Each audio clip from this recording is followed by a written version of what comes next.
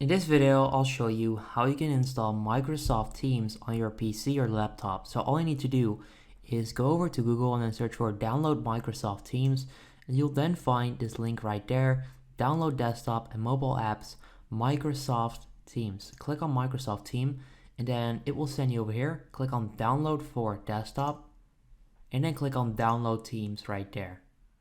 Now this will then download this install file, so I'll just have to wait for this to complete and then I'll get back to you guys and show you how you can set it up.